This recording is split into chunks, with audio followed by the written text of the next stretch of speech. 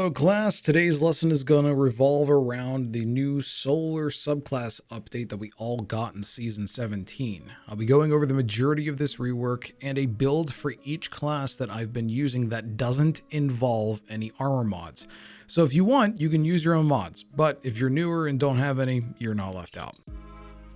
The new Solar rework has given the entire Solar side of the game some ups and downs. Some abilities have been seemingly nerfed, while others have been extremely buffed. Overall, Solar has seemed to be a little bit more well-rounded compared to the Void update. If you go and inspect your Solar subclass and you haven't played Destiny for like a year, you'll notice that it very much resembles the Stasis subclass in how it is set up. And just like Stasis, Solar now has aspects specific to each class and fragments that they all share and use. Not only that, but a bunch of new abilities have been added to the game as well. Hunters have 4 different throwing knives to pick from now. Warlocks have a finger snap ability that 100% is reminiscent from Roy Mustang from Full Metal Alchemist, and Titans have a fire uppercut that transfers into a ground slam. With these new abilities also come new buffs and debuffs, and if you're going to be running Solar, it's extremely important to know the difference in them and what they do. For debuffs, we have Scorch and Ignite. Scorch is a debuff that applies a damage over time effect to an enemy. This effect works in the way of stacks, so the more stacks that you have of Scorched on a target, the more damage they take per tick. And once a target accumulates 100 stacks of Scorched, they ignite. Ignite, which is the other debuff, is simply just the target exploding, similar to the weapon traits Dragonfly and Firefly. Now, the nice thing about these two debuffs is that almost every single offensive ability in Solar now applies either one or the other. Most of the time, it's just applying stacks of Scorched, and then that leads to ignition eventually when those stacks get to where they need to be. And I did say most. Some of the other offensive abilities applies the buffs instead, which are Restoration, Cure, and Radiant. I realize those can get confusing, but let me break it down. Restoration is straight up uninterrupted healing over time. This effect will heal your health and shields back to 100% and cannot be interrupted by taking damage. Cure is simply a burst of healing. That's all it is. And Radiant increases your weapon damage for as long as the duration lasts. And I want to say that again, increases your weapon damage. Ability damage stays the same. You got to remember that. The reason why I went over these new status effects first is because if you look at the fragments for Solar, they almost all deal in one way or another with one of these status effects. We have fragments that give you melee energy for defeating scorched targets, fragments that increase the duration of Restoration and Radiant, even a fragment that can spread the Scorch effect to other enemies very similarly to the poison effect from Thorn, Osteostriga, and Necrotic Grips. Similar to Void, Solar heavily rewards you for building into these effects. Now, not all of these fragments and abilities are unlocked for you right out the gate. There are 4 fragments that you need to buy from Ikora in the tower, so if you ever are missing a fragment or a grenade ability, go and see her so that you can unlock and use them. Which leads me into something else. Just like Void and Stasis, every class has access to every single type of grenade, and even the new grenade type that we got, which is just like a straight up grenade that heals you when anybody who walks through its area of effect. Now, the last thing I want to touch on before I get into builds is the new and relocated abilities for some of the classes that they got in this update. Hunters ended up getting a 4th type of throwing knife and another class ability that involves the Radiant effect. The lightweight throwing knife has the ability to make you radiant on a precision hit. Hit, not kill. That's an important distinction. And the acrobat's dodge makes you perform an acrobatic leap that makes you and nearby allies radiant. These 2 new abilities, along with the hunter's aspects, help make them a force to be reckoned with everyday content. Warlocks, your Phoenix Dive ability got moved into your class ability slot and also got a new melee ability. Phoenix Dive, being a class ability, is a weird choice in my opinion, but it has a bit more functionality. By using Phoenix Dive, it casts the cure effect on you and nearby allies whenever you hit the ground. With the heat rises aspect on, whenever you're under the effect of heat rises, you gain restoration while diving and scorch nearby targets on landing. The incinerator snap melee creates a fan of burning sparks that explode, dealing damage and scorches targets. This is what I mean by the Roy Mustang thing. Currently, I haven't gotten Phoenix Dive to work for me all that well, but the incinerator snap will never leave my hands unless Bungie nerfs it to the ground. Titans, you guys don't have anything all that new, minus the aspect that allows like the uppercut slam ability. Consecration does this. While sliding, activate your charged melee to launch a wave of solar energy forward in front of you as you leap. While airborne, activate your charged melee again to slam to the ground and create a second, larger wave of damaging solar energy. If the wave hits a scorched target, they automatically ignite. So, nothing in the way of new melee or class abilities, but the aspect is sure as hell a lot of fun. With that, I'm going to move on to builds that I have for each class, because if I start going over everything that came with the solar update, like all of the different aspects, all of the grenades, all of the fragments, this lesson is going to turn into a lecture really fast. So, something to note about all of these builds. 1. I will be using exotic armor for each class that you can get by either random drops or from Xur. None of the exotics are going to be stuck behind any sort of endgame activity. 2. No mods are used in these builds, but you are more than welcome to add them at your own discretion if you want. And 3. None of these builds focus on super usage, simply because it's far easier getting your melee and grenades back within seconds of each other rather than getting your super with no mods. All 3 of these points all boil down to these builds being incredibly easy to use. New players have easy access to them, and veteran players either already know about these builds or can take them above and beyond with their own mod combinations. Let's start with Titans. You guys got shafted on the whole new ability department, so let's give you guys some love. The exotic to use for this build is going to be the HALLOWFIRE Heart exotic chest piece, which increases the regen rate of all of your super abilities, and even furthers that effect and increases that effect if you have a full super charged. The aspects for this you'll want will be Soul Invictus and Roaring Flames. For Soul Invictus, solar ability Final Blows, Hammer of Soul impacts, and defeating scorched targets create sunspots. While you are inside a sunspot, your abilities regen faster and your super drains more slowly. Sunspots also apply the scorch and deal damage to enemies inside of them. Oh, and it also applies the regeneration buff. Starts regenning for you. For Roaring Flames, Final Blows with solar abilities or ignitions increase the damage of solar abilities. This effect stacks to ×3. For the fragments, you will want Ember of Blistering. Defeating targets with solar ignitions grants grenade energy. Ember of Char.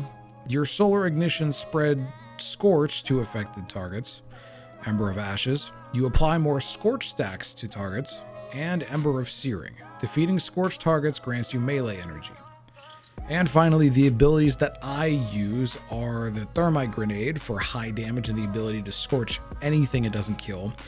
The Hammer Strike melee, which is the only melee ability the Titan has that applies the Scorch debuff. And honestly, whatever class ability you want to use. I use Towering Barricade for safety purposes. So this build is all about you having super energy and not using it until you do like boss damage or something to that degree. The sunspots you create with Soul Invictus is basically where you're going to live, since they provide you with so many benefits. The energy regen, the restoration, scorching enemies who are dumb enough to walk into them. All of that is given to you just by playing near a sunspot. Not only that, but the added effects of fragments like Blistering and Searing help your ability uptime, so you have the ability to create sunspots wherever you decide to burn an enemy away. And with that being the case, you can alternate between grenade and melee abilities to provide and create sunspots to help sustain you. This build is huge for not only crowd control and locking down an area, but also in survivability, and all you have to do is create sunspots and fight around them. Warlocks, you guys are seeing the absolute most usage out of a particular set of exotic gauntlets that they have literally ever seen. The exotic for this build, or that the build is based around, is the Sunbracer exotic gauntlets. The Sunbracers give you limitless grenade usage whenever you get a powered melee kill, so it's pretty easy to pull off. You just have to make sure that whatever you use your melee on dies to that melee. The DAWNBLADE setup for this is pretty simple. For aspects, you'll be using heat rises. You can fire weapons and use melee and grenade abilities while gliding. Activate this ability by holding down your grenade button and consuming your grenade. Also, final blows while in midair increase the duration of heat rises and grant melee energy. And Touch of Flame. Touch of Flame, your healing, solar, firebolt, and fusion grenades have enhanced functionality. While all of those different grenades are nice, it's specifically the solar grenades that we want to pay attention to with this build, because that is what the Sunbracers go off of, solar grenades specifically. But for solar grenades, it increases the linger duration on them and periodically emits blobs of lava around its perimeter. The fragments you'll be using are almost all the same as the Titan build earlier. We'll only be swapping one for another. Embers of Blistering, Char, and Searing are the ones that stay, while Ember of Eruption is going to be the new one. Whatever Ember of Eruption does is increase the area of effect for solar ignitions. The reason they are mostly the same is because all of those fragments help in restoring your melee and grenade abilities while using them. And since you'll be throwing grenades that cause the Scorch and Ignite debuffs, fragments like Blistering, Char, Eruption, and Searing will be critical for what they can do for you. So here, our goal is to get a powered melee kill, then produce solar grenades constantly for the next 5 seconds. This can be used to deal damage to bosses or clear out an entire room full of enemies, since the way that Scorch works with ignitions. Plus, having the bonus effect of Touch of Flame increase the duration that each grenade stays active, you can essentially create an area around you that will stay clear of enemies for at least a few seconds if you need to catch your breath. Something to note as well, whenever you use the Incinerator Snap and you don't directly kill an enemy with the ability itself, it can kill with the residual Scorch effect. That still counts and still activates Sunbracers. Like, the game knows where the Scorch effect came from. It came from a melee ability, and a melee ability killed this enemy. So it still activates Sunbracers. So if you just happen to, not kill that enemy, maybe give it a second, see if the burn ends up finishing the job, and then you could use Sunbracers at full power. Hunters are going to cut your way through literally anything in your path. The exotic you'll be using is the OPHIDIA SPATHE exotic chess piece, which gives you another melee charge for all of your throwing knives. And granted, I know that doesn't seem like a lot, just give it some time and I'll get you there. The aspects you'll want for this will be On Your Mark and Knock 'em Down. On Your Mark gives you precision final blows, grant you and nearby allies increased weapon handling and reload speed for a short duration, and it stacks up to 3 times, and activating your class ability immediately grants maximum stacks of On Your Mark. Knock 'em Down, your solar supers are enhanced. Deadshot has increased duration, Marksman has increased damage resistance and duration, and Blade Barrage launches more projectiles. Also, while Radiant, final blows with your throwing knife fully refund your melee energy. The fragments for this hunter build have a bunch of fragments that the other two have as well, but change it up just a bit. The ones that stay from the other builds are Embers of Blistering, Char, and Searing, which all are involved with getting your melee and grenades back faster. The two here that are different are Ember of Singeing, your class ability recharges faster when you scorch targets, and Ember of Torches. Powered melee attacks against combatants make you and nearby allies radiant. As for the abilities you'll want, the grenade doesn't really matter, though I personally run either solar or swarm whenever I run around with this build. Knife Trick, though, is the melee you will want to use, and it's extremely important that you do so. It has the shortest natural cooldown of all of the other melee abilities and can hit, scorch, or kill 3 targets at once because it's a fan of knives that is thrown. Finally, the dodge I'll leave up to you since it's all a matter of personal preference, though I use Marksman because if you use this build correctly, you will never run out of throwing knives. This build is completely built around you using your throwing knives as much as your weapon because of you're going to be as effective with your throwing knives. With 2 melee charges, you have the ability to throw 6 knives out and dish out some damage. But let me explain how a part of this build works. You use Knife Trick to kill a target in front of you. Because you have Ember of Torches, you using the melee ability, a charged melee ability, makes you radiant. If you kill that target with a fan of throwing knives that you threw out because of your melee charge returns to you because of knock 'em down, because of that aspect. This build is an absolute workhorse when it comes to clearing out large groups of enemies. Like I said, you're going to be using Knife Trick, like the melee, as much as you're going to be using your gun. But let's just say that you whiff on both of your knife throws.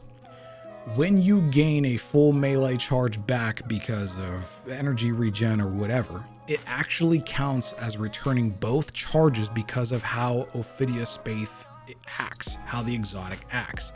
Something very handy to keep in mind while you're playing. As soon as you get a melee charge back, you actually get 2 instead because of the exotic.